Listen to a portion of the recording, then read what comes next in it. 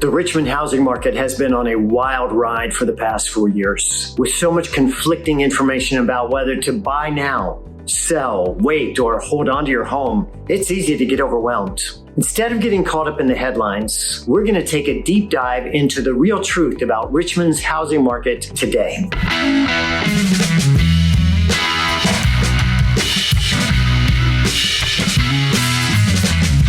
I'm Greg Somerville, a real estate agent here in Richmond, Virginia. I thoroughly enjoy helping people buy and sell homes in this dynamic city. In light of yesterday's big announcement from the Fed, it seems like the perfect opportunity to share a comprehensive overview of what's happening right now in Richmond's housing market. I'm sure you've heard yesterday's big news. After 4.5 years of no rate cuts, the Fed announced that it was lowering its rate by 50 basis points, 0.5%. You have probably been tracking these rates over time. Back in 2021, they dipped as low as 2.75%. October of 23, they went as high as 8%. Over the past year, they've hovered right around 7%, and that's kept a lot of buyers and sellers out of the market. But over the last 3 months, rates have actually dropped a full percent down into the low 6s. And with the Fed's announcements yesterday and the promise of more rate cuts over the next few months, I would not be surprised to see those rates go down into the mid to high 5s. And when that happens, buyers and sellers are going to jump on those new rates. If you're ready to take action, I'm ready to help.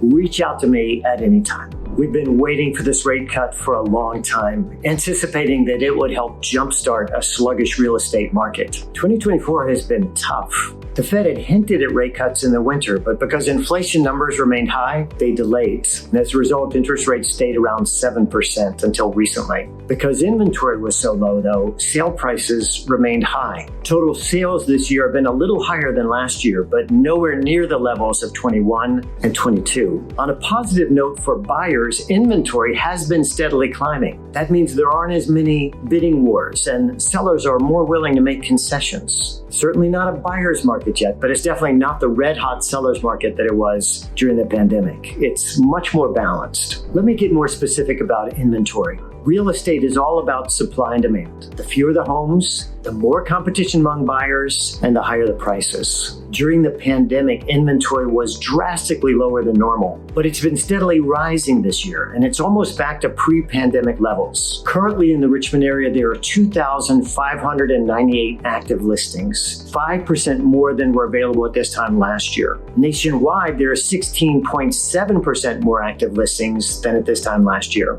So Richmond's inventory is still tight compared to the rest of the country, but it's growing. New construction is key to helping solve the problem of low inventory. Ever since the Great Recession of 2008, new home construction throughout the U.S. has been lagging badly. Even though the Richmond market recently ranked 11th nationwide for new home construction, it's still not keeping pace. The Home Building Association of Richmond reports that 12,500 new homes per year are required to meet demand. And yet over the past 5 years, only 5,100 permits per year have been issued. That's a problem. There are several areas around the city that are seeing a lot of new construction right now. In Moseley, you've got big developments like Harper's Mill and Magnolia Green. In Glen Allen, they're working on the Village at Virginia Center. Manchester and Scott's Addition, constantly you have new condos and apartments popping up there. In South Richmond, developers are working on income-based townhomes and apartments. And then a big new development, Arcadia, is scheduled to come to a Verina in the next few years. And because of the stubbornly high interest rates, builders have been offering some sweet incentives here in the second half of the year. If you'd like more information about any of these new developments or incentives, just text me. I'm happy to help. Average sale prices have been higher in 2024 than they were in 2023. The current median sale price in the Richmond area is $390,000. Last year at this time, it was $376,000. So that's a 4% increase. The high water mark of this year was in July when the average sale price was $412,000. But prices do tend to level out or even dip a little bit toward the end of the year. So I'm expecting us to end 24 right around 4 or 5%. One major indicator of market activity is average days on market. I have a new listing that went active yesterday.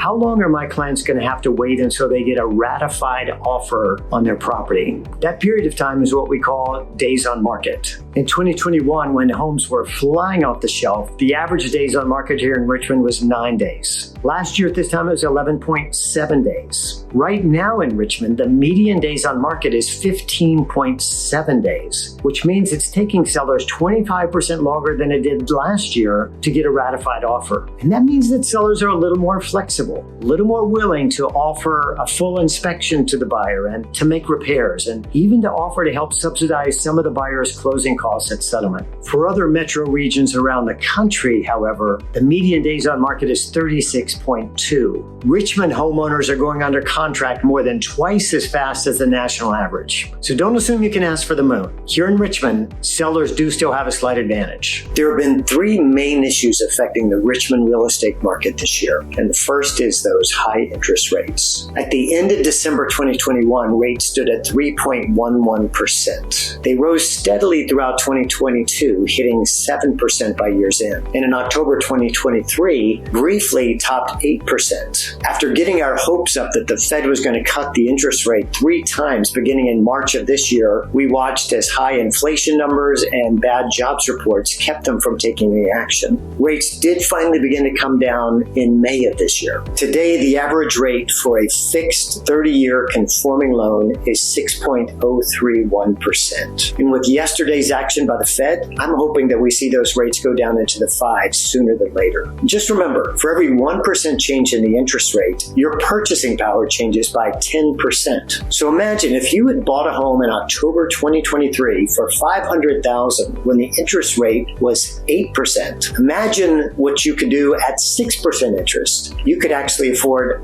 a $600,000 home. That's a huge difference. The second big issue this year is growing inventory. Maybe you've heard the term golden handcuffs or the lock-in effect. It refers to homeowners who are sitting on very low interest rates and don't want to sell because they don't want to have to buy again at today's high interest rates. 78% of today's homeowners have rates below 5%. 60% have rates below 4%. And 22.6% have rates below 3%. You could understand why they wouldn't want to give that up. When rates began to climb in 2022, fewer and fewer owners listed their homes. But as time passed and those rates remained high, a number of sellers decided they needed to take action anyway. That's part of the reason why we've seen steadily increasing inventory throughout 2024 here in the Richmond area. And now that these rates are dropping, I expect we're going to see that trend accelerate. The third big issue this year was a legal one. In case you missed the headlines, the National Association of Realtors was involved in a major legal settlement that resulted in significant changes to the industry, primarily concerning a seller's payment of the buyer agent's compensation. Historically, it's been common for the seller to pay compensation to both agents, the listing agent and the buyer's agent. Not required, but very common. The settlement now makes it explicit that the seller has no obligation to pay any compensation to the buyer's agent. Now, many still do. It's a good marketing strategy for making sure you get the maximum number of buyers. But in cases where the seller is not offering compensation to the buyer's agent, the buyer's closing costs can go up by 1, 2, or even 3%. This is one of the many reasons why a knowledgeable and well-trained agent is so crucial for a buyer. An agent who pays attention to the fine print and is skilled at negotiation can save you thousands on a purchase. This year's legal settlement has the potential to shake a lot of underperforming agents out of the market. The silver lining is that for those of us who remain, we're going to be better equipped than ever to advise and serve our clients. Let's take a quick break from all this data. Sellers, if you would like a personalized market analysis of your home, or if you have questions about anything I've been sharing, please reach out. I'd be glad to help. And buyers, I've put together a Richmond home buying guide packed with lots of useful information about the area. If you would like a free copy, just click the link in the description below and I'll get that right to you. Let's take a minute to look into the crystal ball and make some projections about Richmond's real estate market in the coming months. The interest rate has dropped a full 1% over the last 3 months. If the Fed can successfully bring the economy in for a soft landing, I think we're going to see those rates go below 6%. I don't expect to see 3% rates again in my lifetime, but a 5.5% rate sometime in 2025 seems well within reach. On the other hand, here's what a bumpy landing could look like. recession, lost jobs, foreclosures, a resulting surge in inventory. If that happened, we would almost certainly see a decline in the prices and the pendulum would swing back toward a buyer's market. I personally think we're moving toward a more balanced market in which supply and demand are normalized, where we have 6 months of inventory to choose from. In this case, sellers are going to need agents who can help them compete for fewer buyers, and buyers are going to need agents who can help them capitalize on some of their new opportunities. Well, as we start to wrap up, let's get really practical. What does all this mean for buyers and sellers? Well, for buyers, we start with a simple formula. Low interest rates plus growing inventory equals great deals. As I've already said, you have 10% more purchasing power than you did just 3 months ago, and that may get even better in the months ahead. But don't dawdle. If you sit around waiting for those interest rates to keep dropping, other buyers are going to flood the market and push the prices back up through competition. Right now may be your ideal time to buy. Second tip for buyers, partner with an agent who understands all the details of the new legal settlement. You need someone who really understands how the rules have changed. You need someone who can help you understand your closing costs. And you need someone who can help you maximize the assistance you get from the seller. Choose your agent carefully. The third tip for buyers is to find a great lender and get pre-approved. In order to search intelligently for your next home, you need to know up front how much you're qualified to borrow. And with the way the interest rates have been dropping, you may be able to afford much more than you realize. I work with several great lenders here in Richmond. If you would like their contact information or like me to make a warm introduction, just let me know. Finally, buyers, keep this in mind. So much is relative in the world of real estate. I know 6% interest seems crazy high compared to 3%, but it's not so bad compared to 8% or the 17% homeowners were paying back in the early 80s. Richmond's real estate market may seem high priced, but compared to what? Bogalusa, Mississippi? Yeah, probably so. But Fairfax, Virginia, Washington, D.C., Philadelphia, New York City? Definitely not.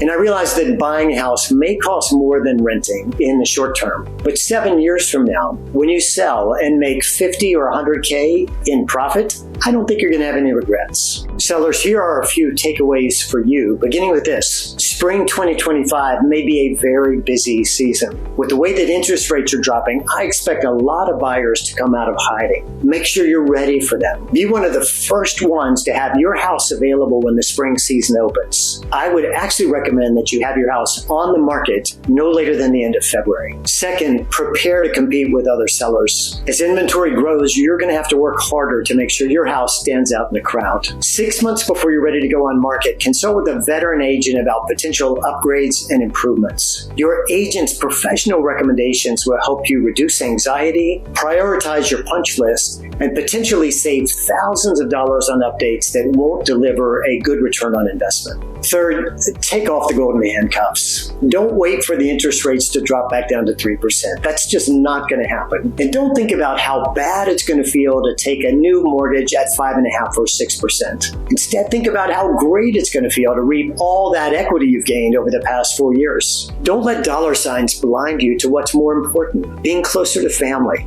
enjoying walks along the shore and sunsets over the lake, getting away from the rat race and enjoying a healthier, quieter pace of life. These things are priceless. And if a little sacrifice now could fundamentally improve the quality of your life, why wait? Let me end with a couple of recent examples. Next week, I'll be helping clients from Phoenix close on their new home here in Chesterfield County. They ratified this summer when rates were still up in the high sixes, and if they had waited a few more months, they probably could have done better than that. But here was their situation. For over 90 consecutive days, temperatures in Phoenix had registered above 100 degrees. They just had to get out of there. I don't blame them. Last year, I helped a young couple from the West Coast purchase a newly constructed townhome here. It was their first home purchase, and they were thrilled. They and their little boy loved the neighborhood, the pool, and the playground. But now they're expecting a second child, and they find themselves really missing family. So even though they're not going to net much from the sale, they are putting their house on the market and moving back to Nevada. I'm sorry that they're leaving Richmond so soon, but I 100% support their decision